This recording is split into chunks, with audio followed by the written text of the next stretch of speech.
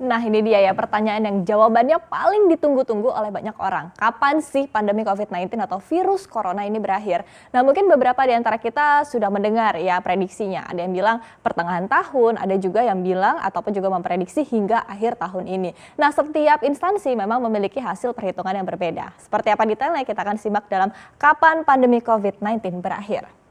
Prediksi pertama datang dari Singapore University of Technology and Design alias SUTD yang merilis perkiraan akhir wabah corona di 131 negara termasuk Indonesia. Nah, model SIR yang diregresikan dengan data dari berbagai negara ini untuk memperkirakan kurva siklus hidup pandemi COVID-19.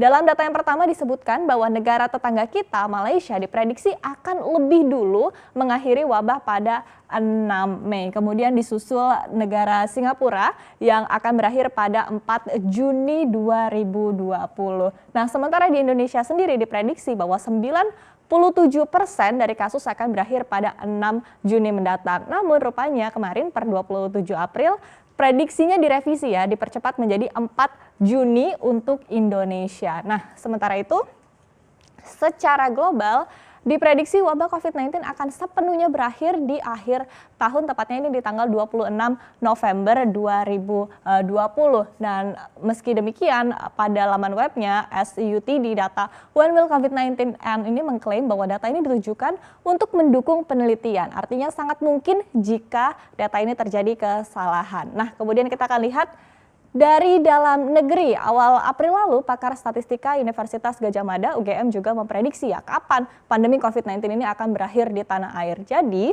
guru besar dari statistika UGM yaitu Profesor Dr. Dedi Rosadini menyebutkan bahwa akhir pandemi COVID-19 diprediksi akan jatuh pada akhir Mei, tepatnya itu 29 Mei 2020.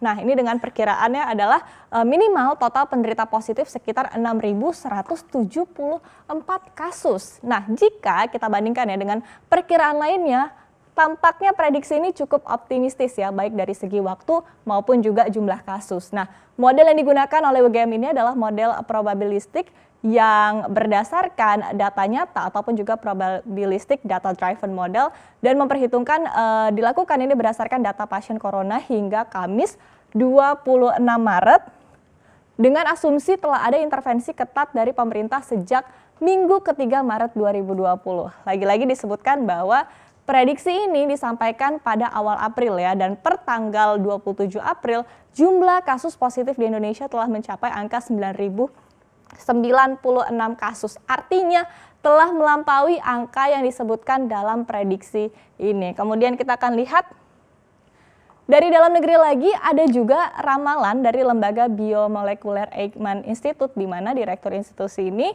Amin Subandrio ini memprediksi ya bahwa ada dua skenario puncak kurva penyebaran COVID-19 di Indonesia. Skenario yang pertama adalah penyebarannya cepat sehingga mencapai puncak secara cepat, kemudian jumlah kasus positif ini cukup tinggi begitu. Dan untuk skenario kedua adalah waktu untuk mencapai puncak kasus cukup lama, namun dengan jumlah kasus yang lebih rendah seperti ini kira-kira. Nah, untuk skenario yang pertama, Eijkman memprediksi bahwa puncaknya akan terjadi pada 2 atau 3 minggu mendatang, artinya ini sekitar awal atau pertengahan di bulan Mei ya, dengan jumlah kasus positif yang tinggi sekali yaitu mencapai angka 100.000 kasus. Bayangkan, namun penurunan kasus pun diperkirakan akan turun tajam. Dalam skenario ini, yang paling dikhawatirkan adalah fasilitas kesehatan yang tidak cukup memadai karena lonjakan pasien yang begitu tinggi. Nah, sementara untuk skenario kedua, puncak penyebaran COVID-19 ini akan mundur hingga akhir Mei atau awal Juni 2020. Nah, meski lebih lama namun lonjakan kasus tidak begitu tinggi, dengan catatan bahwa skenario ini bisa berhasil jika masyarakat Indonesia disiplin dalam aturan PSBB ataupun juga melakukan social distancing. Kemudian kita lihat dari tim Fakultas Kesehatan Masyarakat UI juga telah membuat prediksi ya terkait jumlah kasus dan juga waktu puncak pandemi di Indonesia. Nah, mengutip laman resminya ada dua rilis yang dikeluarkan yaitu pada 26 Maret dan juga di bulan April 2020 ini. Nah, pada rilis Maret lalu yang bertajuk COVID-19 Scenarios Republic of Indonesia Act Now Strategy, tim FKM UI ini membuat 4 skema penyebaran COVID-19 di tanah air. Nah, skema yang pertama ini adalah tanpa intervensi. Kemudian juga yang kedua adalah intervensi rendah, yaitu dengan jaga jarak sosial secara sukarela. Kemudian yang ketiga adalah intervensi moderat, yaitu jaga jarak sosial diwajibkan, namun dengan tes massal cakupannya cukup rendah. Kemudian yang terakhir adalah intervensi tinggi, di mana jaga jarak sosial diwajibkan, dilengkapi dengan tes massal dengan cakupan tinggi. Kita bisa lihat di sini angkanya masing-masing.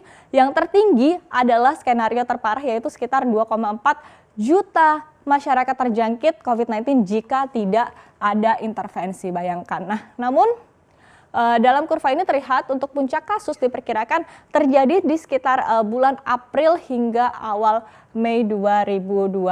Nah, kemudian dengan adanya perkembangan yang terbaru, tim dari FKM UI pun merilis draft terbarunya di bulan April, di mana lebih rinci lagi disebutkan ada 3 skenario kebutuhan rumah sakit berdasarkan 3 skema intervensi, yaitu mild, moderat, dan juga high, yang angkanya bisa kita lihat di sini. Ini cukup lebih rendah dibandingkan prediksi sebelumnya begitu. Nah, jumlah kasus harian akan mencapai puncak di sekitar bulan Mei dan melandai di sekitar bulan Juni. Kemudian kita akan lihat yang menarik di sini adalah sebelumnya dalam pengantar rapat terbatas, Presiden Joko Widodo menyebutkan bahwa ia meyakini wabah ini hanya akan berakhir hingga akhir tahun. Dan di tahun depan akan terjadi booming pariwisata. Ketua Gugus Tugas Percepatan Penanganan COVID-19 yaitu Letnan Jenderal Doni Monardo mengungkapkan bahwa Presiden Joko Widodo meminta kita agar bisa lebih kerja keras lagi, lebih patuh lagi, dan disiplin agar pada Juni yang akan datang bisa diturunkan angka COVID-19 di Indonesia. Nah, sehingga bulan Juli diharapkan kita bisa memulai hidup normal kembali. Ini artinya di sini ada semangat optimisme yang dikobarkan oleh Presiden dengan harapan pandemi ini akan cepat berakhir. Nah, kemudian ada beberapa poin yang perlu menjadi catatan untuk prediksi yang tadi sudah disebutkan, mengingat data yang digunakan seperti adalah jumlah pasti kasus positif dan juga kapan sebenarnya pandemi ini tiba di tanah air masih menjadi misteri. Apapun ramalan atau prediksi yang benar, satu yang menjadi catatan penting yaitu kita semua harus disiplin menjaga jarak sosial dan menerapkan protokol kesehatan untuk mencegah COVID-19.